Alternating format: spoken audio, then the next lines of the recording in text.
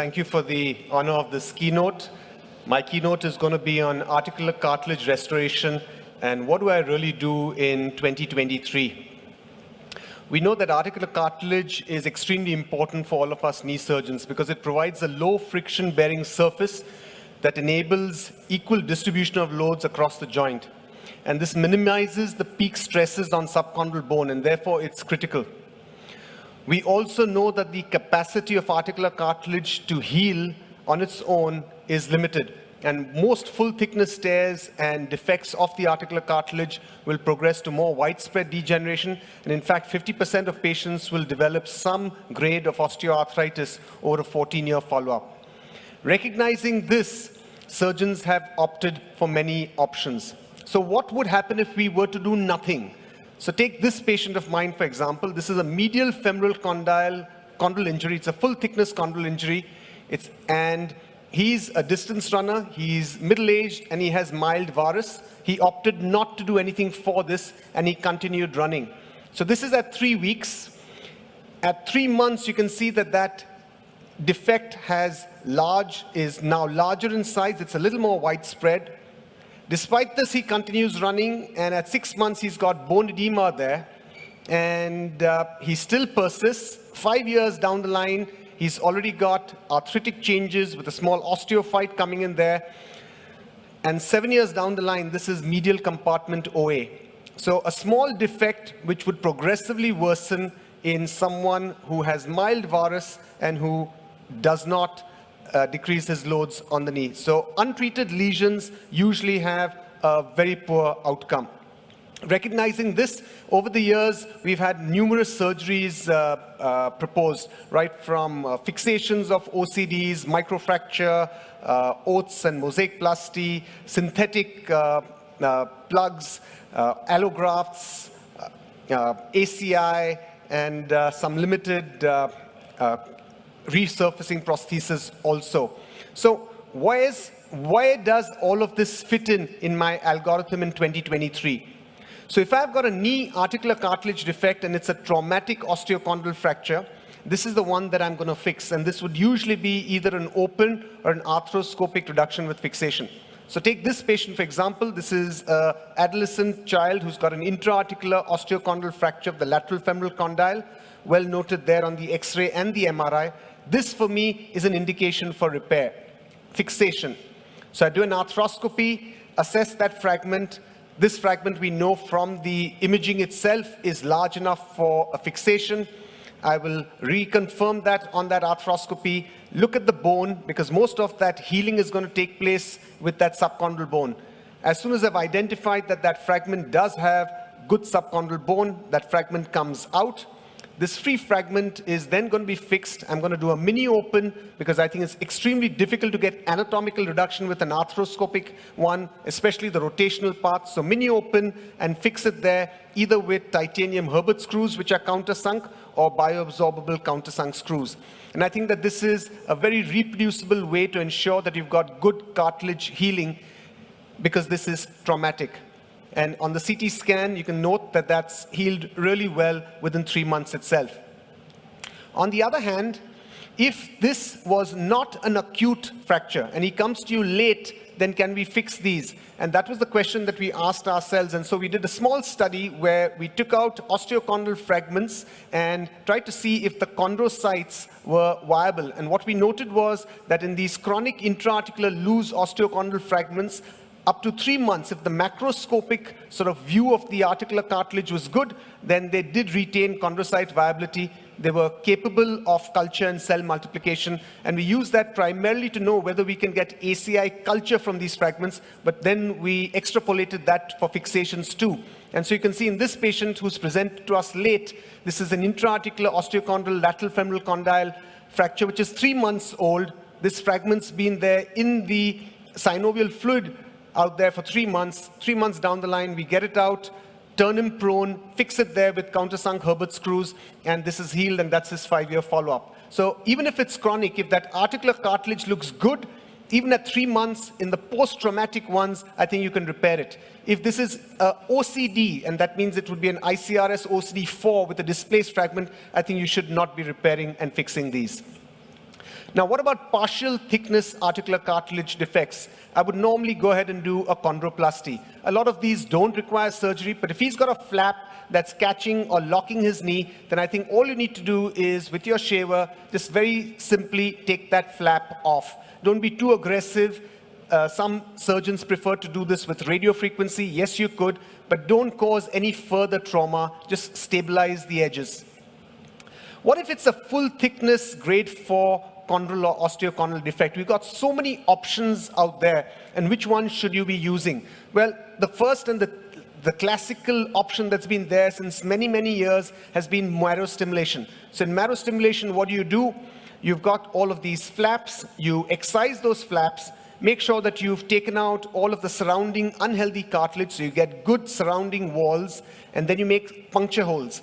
How many puncture holes should you make? Well, initially we used to make puncture holes every 3 millimeters apart so that you could get your superclot in, but now it's believed you don't really need more than 3 or 4 because you will get that superclot through just 1 or 2, and you don't want to destabilize the subchondral plate. Now, this is a very easy technique, and all of you who don't have access to other techniques, at least do a microfracture. Unfortunately, a microfracture is very unpredictable, and what we found is there'll be some patients who will do extremely well, especially the smaller defects, but there are many others who would not do well. And so we've had a range of post-operative MOCART scores, which is really MRI evaluation of cartilage repair, where scores have been as low as 30 and as high as 95, so extremely unpredictable. If you want to put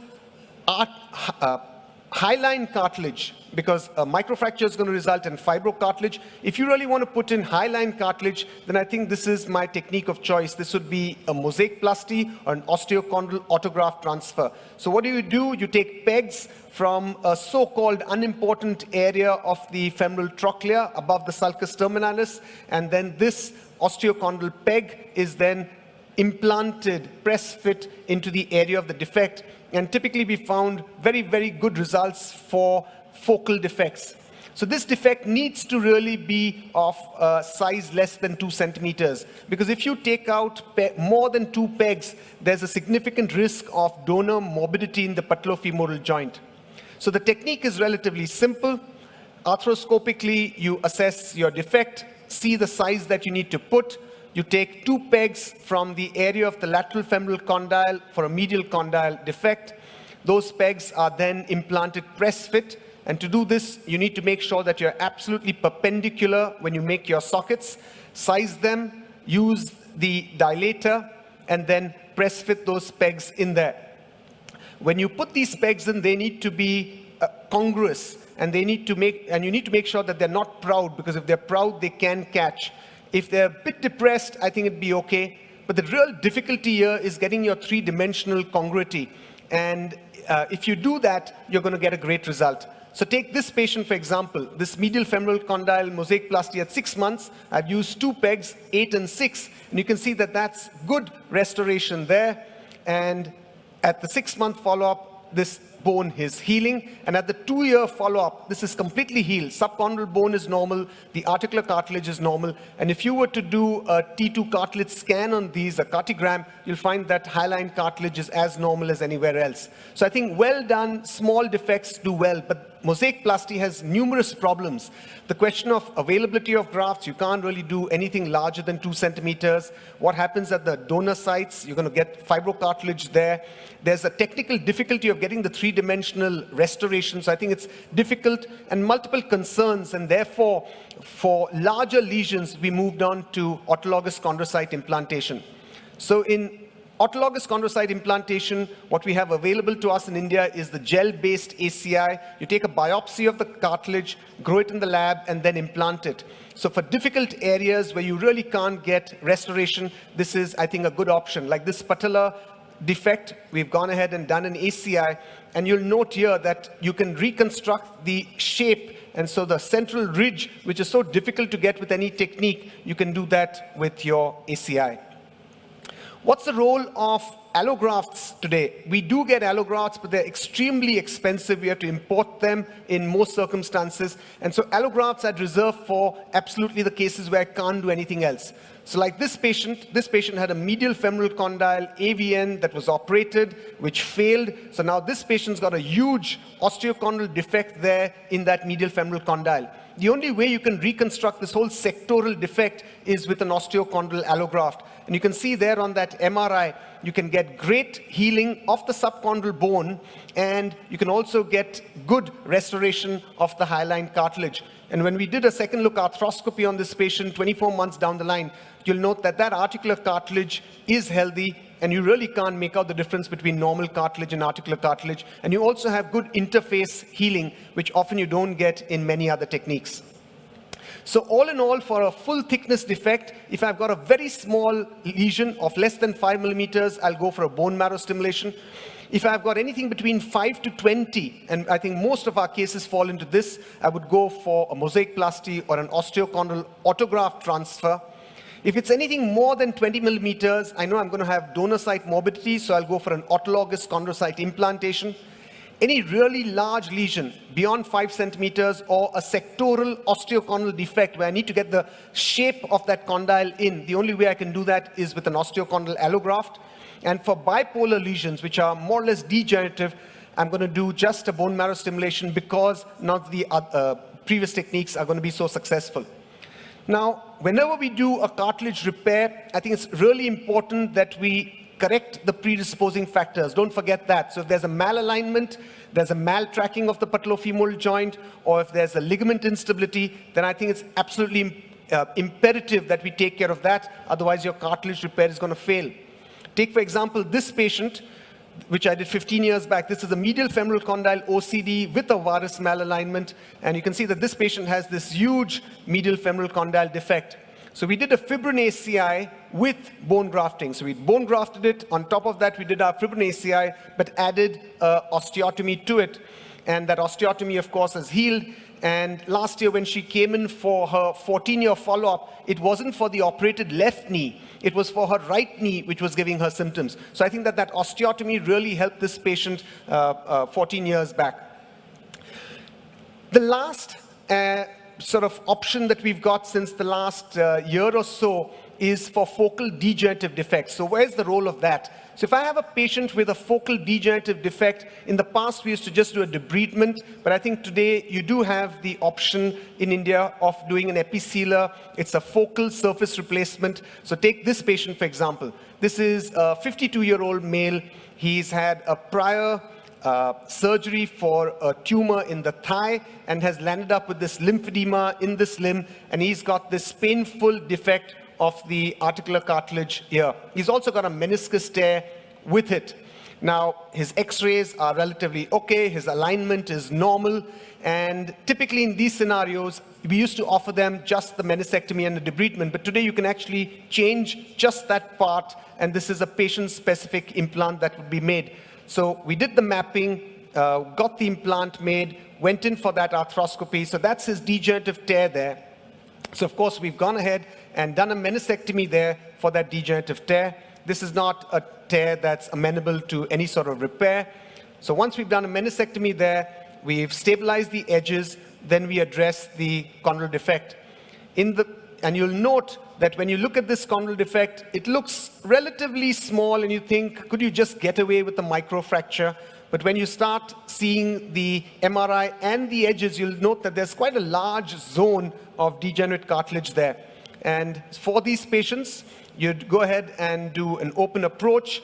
You get these patient-specific jigs that are made, because this is a patient-specific instrumentation. And with this, you'd create the socket which would receive the implant. It's an extremely simple technique. And once you've done this, the only thing you really need to make sure that is that your implant is going to be 0.5 millimeter to 0.9 millimeters depressed in the articular cartilage. So you can note that, and we try and make sure that we're getting that depression there, because you don't want to put it flush. When this patient weight bears, the articular cartilage is going to get compressed a bit. And if your implant is is flush, that's going to be proud in the weight-bearing situation. So you want this to be submerged by about 0.5 millimeter to 0.9 of a millimeter. And with this, this would be a good option for repair. So all in all, this is my algorithm in 2023 for articular cartilage defects. Traumatic fractures at fix up to 3 months. For the cartilage defects that are partial thickness, just a chondroplasty.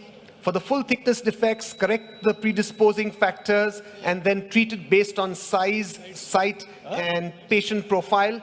And for the focal degenerative defects, I'm going to do a patient-specific small surface implant.